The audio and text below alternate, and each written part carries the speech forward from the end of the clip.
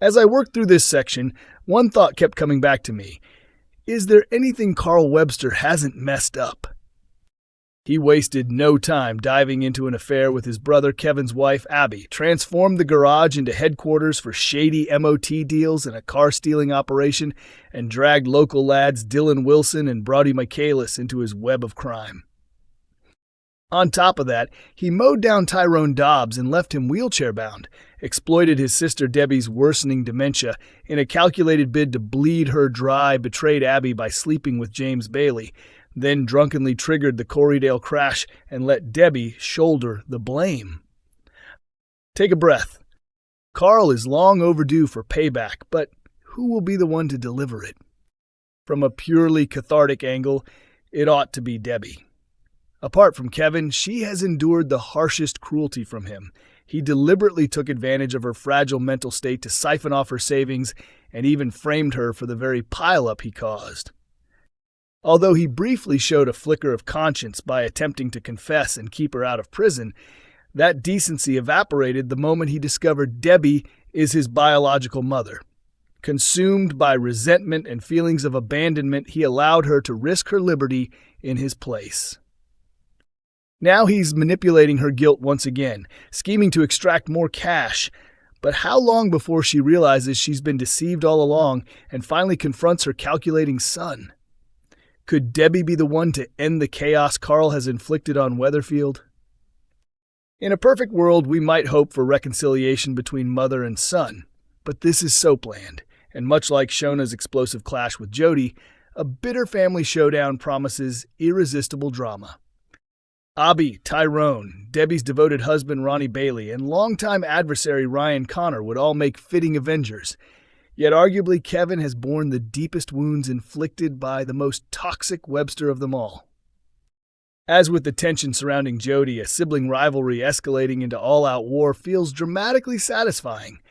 Good Kevin versus corrupt Carl could be the ultimate reckoning. Then again, Carl has wronged so many residents that Kevin might have to take a number before landing the decisive blow.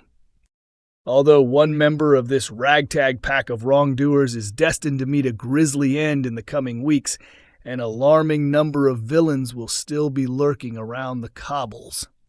The silver lining? Every last one of them is heading for a reckoning. That's simply the unwritten rule of Soapland. A baddie must eventually pay, either with a stretch behind bars if writers want to keep them in reserve, or with a dramatic death, which in this genre is rarely ever truly final. Just as vital as the punishment itself is the person who delivers it. Richard Hillman's obsession with preserving his family ultimately destroyed him, and Maya Sharma's thirst for revenge sealed her fate. But it felt entirely right that Yasmin Metcalf ended Jeff Metcalf's tyranny, and that Anna Windass was the one to finish Pat Phelan. So which residents are poised to bring down the current crop of miscreants, and who deserves that honor most? Let's get into it. The latest inductee into this rogues gallery is Jodie Ramsay, who has effectively stepped into the void left in Becky Swain's life, mirroring her presence in unsettling ways. Climbing out of Graham Foster's van in the chaotic aftermath of the Corriedale crash, the calculating Jodie quickly realized she was close to her estranged sister, Shona Platt, and set about burrowing into her world with the intention of tearing it apart from the inside.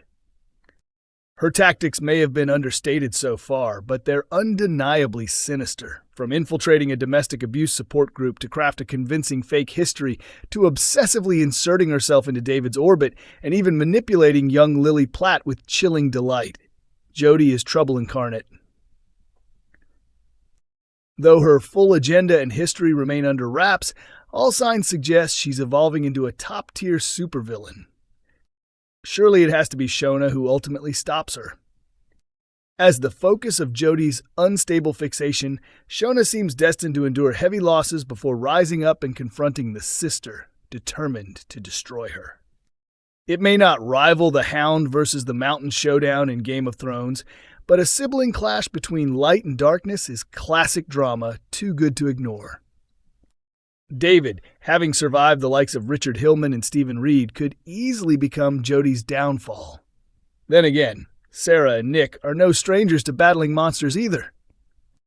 Given the Platts' long history of facing off against villains, Jodie may have seriously underestimated the family she's chosen to infiltrate. Maggie Driscoll stands apart from the others. While she has blood on her hands from the past, she currently presents a far more subdued image.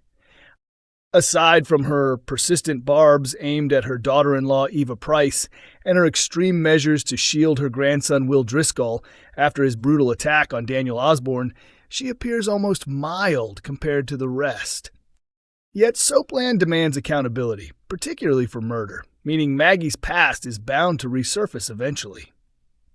From the outset, it was obvious Maggie loathed Eva, and the hostility runs both ways. Imagine Eva uncovering Maggie's darkest secret, sparking a bitter battle to convince Ben Driscoll of the truth, each fighting for his loyalty, one as partner, the other as mother.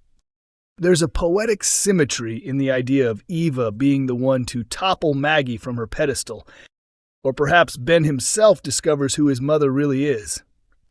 A principled man with a strong sense of right and wrong, Ben would struggle to reconcile the truth if he learned she was a killer.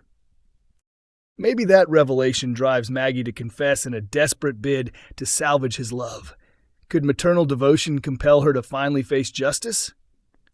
Alternatively, the homeless man she framed for attacking Daniel might return for vengeance, and that would feel earned too. Just when it seems Theo Silverton's cruelty toward Todd Grimshaw can't sink any lower, he finds new depths of depravity. What began as subtle coercion has escalated into physical violence, psychological torment, and financial control. Theo ranks among the most loathsome figures ever to walk Weatherfield streets. Viewers are desperate for his exposure and downfall, but who will make it happen? Logic and emotion alike suggest it should be Todd, following in the footsteps of survivors like Yasmin and Anna by reclaiming his power and dignity. That doesn't necessarily require Theo's death. Simply stripping him of control would suffice. Todd's path seems stark. Escape and report him or face an increasingly dangerous fate. Let's hope he chooses survival. If Theo's role in Billy Mayhew's death comes to light, and surely it will, Summer Spellman could emerge as a formidable adversary. Watching Theo undone by someone immune to his manipulation would be immensely satisfying. Failing that, George Shuttleworth might prove he's more than comic relief and step up to defend someone he cares deeply about. Megan Walsh represents a different breed of antagonist. While others fall into exaggerated soap archetypes, Megan's crimes reflect a disturbingly real-world horror. She is a predator who targets vulnerable boys, making her storyline far more grounded and suggesting prison, rather than a fiery exit, is the appropriate conclusion. The person best placed to send her there, the very victim she ensnared. Will has been systematically groomed and manipulated, swept up in a web of deception that blurred love with exploitation. The most powerful ending would see him recognize the abuse for what it was, break free from her lies, and expose her. However, realism dictates that victims often take time to disentangle themselves from such control. If Will can't yet see the truth, someone else may need to intervene. Young Sam has shown intelligence and courage, but Megan has so far managed to outmaneuver him and intimidate him into silence. With the right ally, though, Sam could outsmart her, and few would be fiercer than his stepmother, Leanne Battersby. Leanne is formidable, protective, and unwaveringly devoted to her family.